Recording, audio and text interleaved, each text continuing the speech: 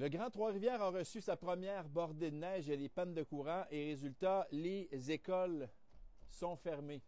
Mais comment on en vient à prendre la décision de fermer les écoles et laisser plus de 20 000 élèves à la maison et des parents aussi certains qui doivent rester? Je suis allé aux réponses. Madame Masse. Bonjour. Là, les écoles sont fermées. Qui prend la décision? Puis comment vous en venez à cette décision-là de fermer les écoles? La veille de la tempête, on a créé l'année passée un groupe texto parce que c'est beaucoup plus efficace. Donc, la veille de la tempête, quand on voit que le lendemain matin, les conditions sont difficiles, on part notre groupe Urgence Tempête. Donc, dans ce groupe texto-là, il y a la direction générale, évidemment, il y a l'équipe du transport scolaire, il y a l'équipe des communications, puis l'équipe des technologies de l'information.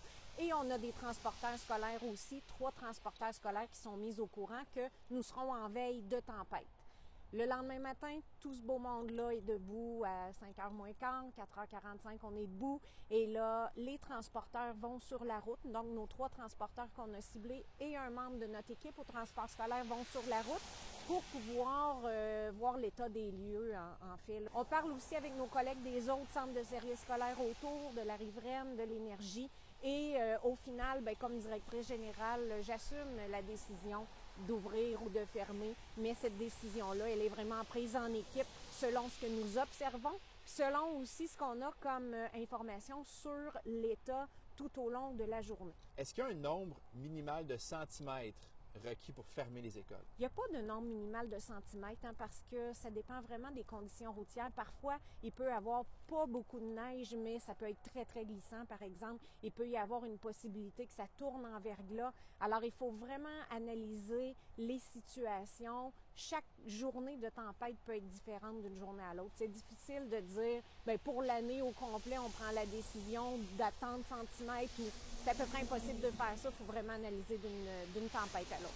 On parlait aussi de la visibilité, mais pour les marcheurs, c'est pris en considération. Aussi, évidemment, parce qu'on a 24 000 élèves à Chemin-du-Roi, là, si je parle juste de notre centre de service scolaire. 24 000 élèves, 5 000 membres du personnel.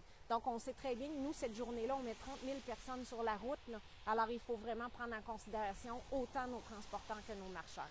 Il y a des gens qui disent que vous fermez les écoles pour pas grand-chose maintenant, qu'avant, dans le bon vieux temps, ça prenait 12 pieds de neige pour fermer les écoles. Est-ce qu'on les ferme plus souvent maintenant? On l'entend aussi, nous, ce commentaire-là. J'ai pas l'impression, non, qu'on ferme plus souvent, puis c'est très différent d'une année à l'autre. Il y a une année dernièrement qu'on n'a même pas fermé une fois. Il y a des années qu'on va fermer plus souvent. Aujourd'hui, on a fermé, mais ça n'a rien à voir avec la circulation. C'est parce qu'on avait trop de panne d'électricité dans nos écoles. Alors, ce matin, on avait une quinzaine d'écoles qui n'avaient pas d'électricité et c'était impossible de prévoir l'heure que c'était pour être établi. Et c'était impossible aussi de prévoir si d'autres écoles allaient s'ajouter tout au long de la journée. Alors, on a pris la décision de fermer, ce qui est assez rare, une fermeture pour panne d'électricité. Donc, ça dépend vraiment de chacune des situations. On essaie de prendre la meilleure décision possible pour que tout le monde soit en sécurité. Est-ce que ça arrive des fois que vous dites, hop, on a fermé, on n'aurait pas dû, c'est pas grand-chose? Oui, c'est déjà arrivé. C'est déjà arrivé que vers 11 heures, on regarde dehors puis on se dit, ben finalement, ça finit plus vite que prévu ou c'était moins pire que prévu. Mais on pense toujours qu'on a tout de même pris la bonne décision au moment où on a pris cette décision-là. On prend toujours la décision pour assurer la sécurité des élèves. J'ai une mauvaise nouvelle pour les jeunes. Tu sais, la journée pédagogique du vendredi 8 mai que vous aviez, vous allez aller à l'école. Bonne journée.